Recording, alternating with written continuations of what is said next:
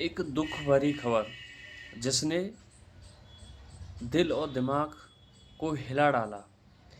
ऐसी खबर आए दिन हमेशा होती रहती हैं, लेकिन क्या परीक्षा ही जो किसी कॉम्पिटिटिव एग्जाम की हों वही हमारा सब कुछ होता है? ऐसा नहीं होता। एक खबर है कि उत्तर प्रदेश सब इंस्पेक्टर की तैयारी करने वाला अभ्यर्थी जो अपना एग्ज़ाम दे कर के आया था, तो उसने एक सुसाइड नोट लिखा कि माता-पिता से माफ़ी माँगते हुए कि मेरा इस उत्तर प्रदेश सब इंस्पेक्टर की भर्ती में सिलेक्शन नहीं हो पाएगा, और उसने आत्महत्या कर ली। तो हमें इस प्रकार के प्रेशर को झेलना होता है। समाज हमें प्रेशर देता है, कभी-कभी घर वाले भी प्रेशर देते हैं, क्योंकि वो समाज को देखते हुए कहते हैं कि सरकारी नौकरी है कि नहीं है। क्योंकि समाज उनसे पूछता है तुम्हारा लड़का कितने समय से तैयारी कर रहा है, सरकारी नौकरी ले पाया कि नहीं ले पाया।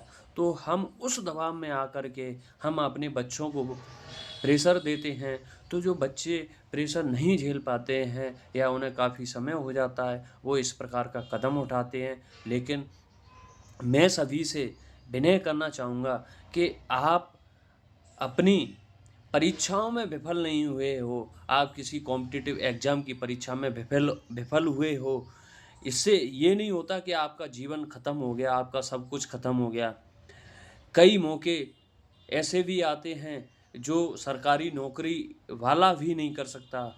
तो हम अपनी तैयारी को सुचारू रूप से रखें और अपनी तैयारी को इस प्रकार रखें कि हमें इस प्रकार का कदम ना उठाना पड़े। अगर भविष्य में हमारा सिलेक्शन भी नहीं हो पाता है, हमारा किसी परीक्षा का परिणाम वो अंत तक हम वहाँ तक नहीं पहुँच पाते हैं, तो हमें अपने आप को सँवारना होगा, अपने आप को एक नई दिशा देनी होगी और अपने जीवन को आगे सुचारू रूप से चलाना होगा। इस प्रकार का कदम आप नहीं उठा सकते, क्योंकि आपकी अपेक्षाएँ जो हैं वो किसी सरकारी नौकरी से बंधी हुई नहीं हैं। अगर सरकारी नौकरी है तो अच्छी बात है, नहीं है तो कई और भी मौके होते हैं। आप अपनी स्किल पे ध्यान दीजिए, आप किसी अन्य काम पे अपना ध्यान दीजिए।